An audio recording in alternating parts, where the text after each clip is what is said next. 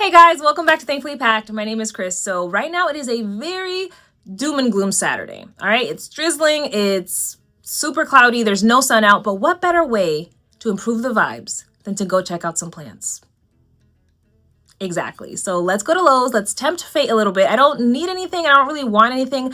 I just want a mood boost, if you will. And that always happens when I'm in the garden center. So let's go.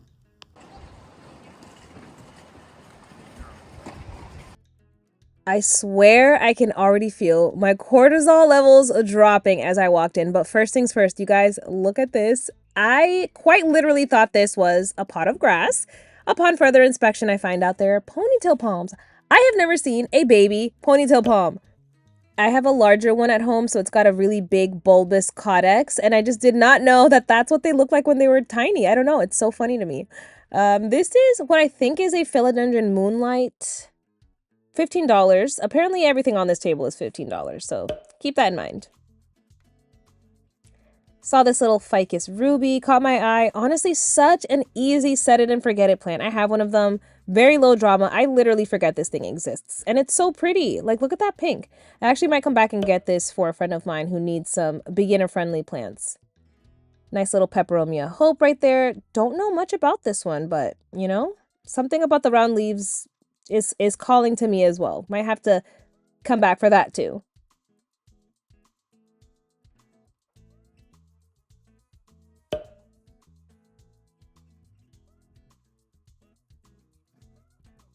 But this right here, you guys, the peperomia rosso, absolutely gorgeous. I think I'm becoming more and more of a peperomia person as time goes on. These leaves look fake. The undersides are red and the top is glossy. Like, what more could you ask for? I don't know. Any other peperomia people out there, please drop your suggestions in the comments because I think I'm becoming a little bit of a peperomia girl.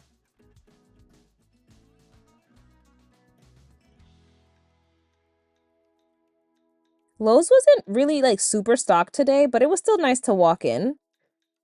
Look at this bigger ficus ruby right here. You can kind of see the potential compared to the little one from earlier. This one, however, was $25. So honestly, I would just go ahead and get this $25 one because you're paying $10, but you're getting much more plant than that $15 one I just showed you guys. But you know, I guess it depends on what you want.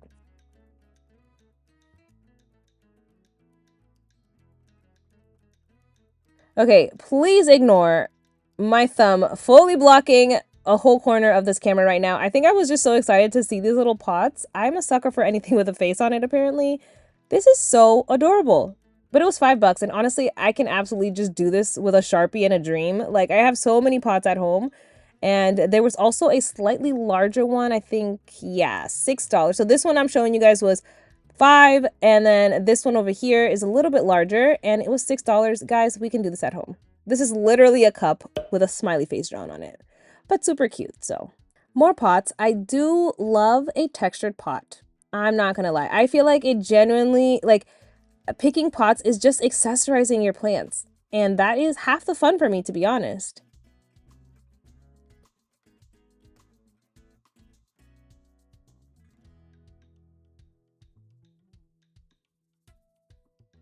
Feel free to correct me if I'm wrong, but this is a Prince of Orange, I believe. What a gorgeous plant. I love the new growth on this. I used to have one, but unfortunately mine took a turn for the worse and never fully recovered. What a shame. Might have to come back and get one. Only 16 bucks, but I've seen them for bigger, so I'm kind of going to hold out on that. And of course, I have to check the clearance section because you already know I love a rehab project. Give me a challenge, you guys. I will take it almost every time. This blossom kit was actually kind of cool. It came with a mister and a moisture meter and everything. Honestly, I would buy this and just throw away that dead plant and replace it with something from my personal collection and then give that away. How cool and personalized would that be if I'm like, here you go, I grew this myself and here's a little kit with it. So cool, right? I almost dropped this pot right here, but you know, we got it. I got the hands, you know what I'm saying? But yeah, I don't know what philodendron this is, but I didn't want to inspect any further because I did see some pests, so immediately no.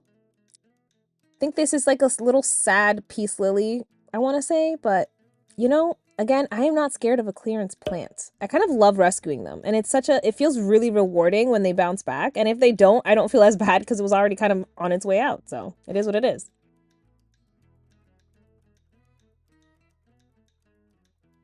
Look at this little duck or goose, I want to say. I don't know, but it's got boots, rain boots, you guys. How adorable. But I swear these things always, and I mean always, end up on clearance eventually. So this right here says $9. In a couple of weeks, I promise I can find you this for like $4 or less. I forget how much clearance is when it's less than $10, but they always end up there. This is a really cool sansevieria as well. I want one of these, but I want a larger one. So I think I might get it from my local garden center.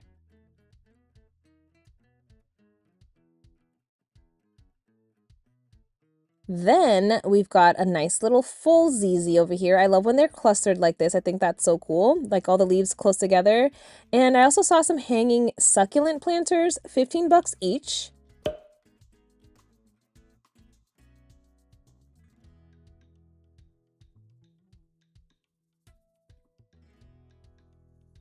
As always, have our classic money trees. I have a couple at home, and one I got it when it was braided. So what I did was I unbraided it, took off this like tape wrapping situation that they do around the roots, and then I split it up and I have more now.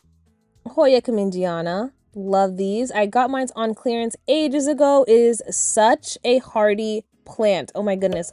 It has died, come back. I keep wrapping it around the trellis. It just kind of thrives, honestly. This Marenta right here has actually been pretty easy for me as well. My husband surprised me with it. Love it. Somebody said good luck with it, but it's so far so good. Dramatic, but you know, manageable. Manageable drama, which I can deal with.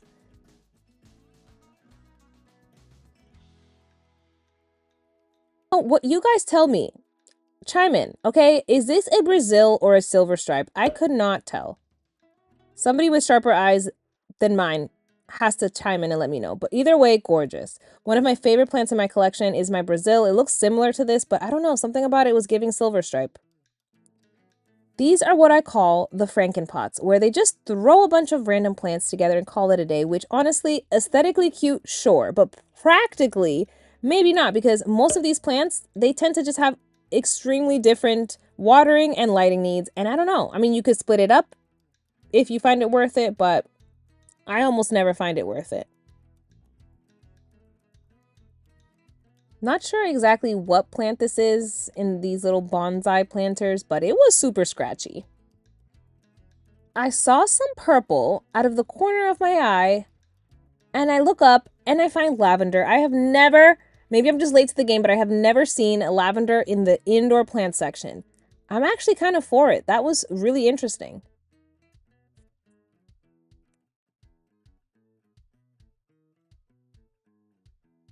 Little baby monstera right here. Not fenestrating yet.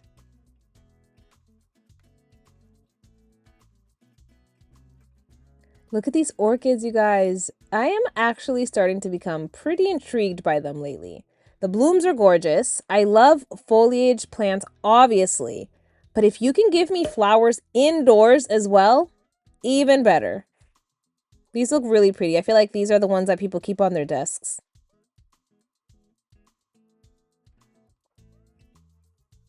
Making our way over to the floor plants area, you know, the plants that are basically too big to keep anywhere else other than your floor. They were all at or around $40. Some more ficus, the usual suspects. Some bops, some bird of paradise. I don't own one, but I just feel like I don't have the space for this in my life right now. I think they get so big, so gorgeous, but just not in my space right now.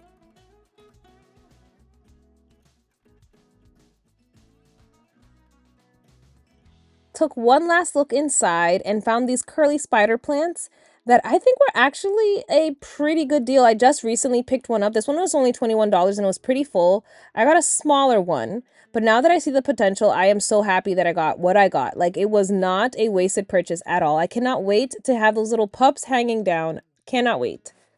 All right, at this point, I decided I wanted a little bit more serotonin for today. So we're heading outside.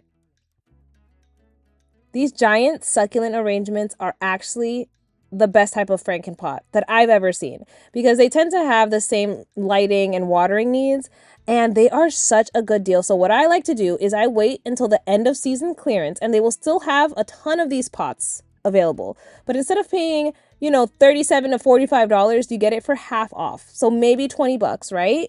And what I've done before is split it up. So I've taken out each individual plant, and all of a sudden for $20, you've got anywhere from 6 to 10 plants. That's a good deal, okay? Honestly, one of my favorite things to do. It's not really a hack, but it's something that I always suggest people to do. So good.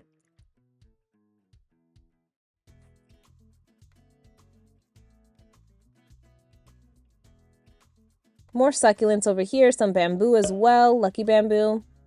Look at these lithops, so cool. I know absolutely nothing about them, but every time I see them, I have to touch them. And somebody once commented asking me why I'm always touching the plants, and I'm sorry, but are we not touching the plants? Like, I need to know the vibes immediately. I'm a tactile person, you guys. I can't be the only one. And then I came across another clearance section, so I'm actually glad that I went outside because I had no idea this was out here. I think this one is a silver band Maranta, which isn't bad for that price point. And now that I have a little experience with them, I think that one is savable. Like, mostly they just need some water and an apology. I almost walked away, but then I saw this little orchid just tipped over all by itself. And I don't know, you guys, it was just calling to me, okay? One bloom, $4, tiny baby orchid. I did check the roots in store and they looked perfectly healthy.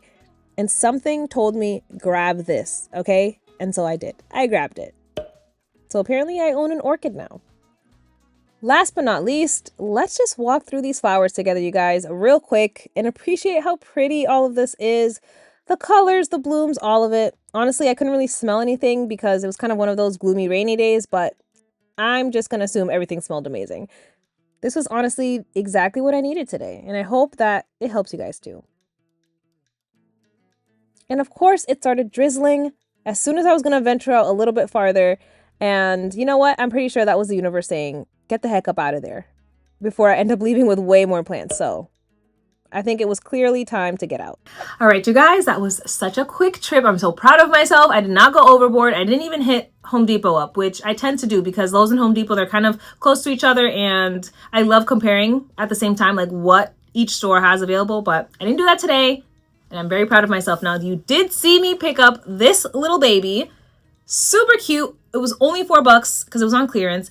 And this is my first orchid ever. So orchid people, chime in the comments. This is my thought process with this little baby. My first one.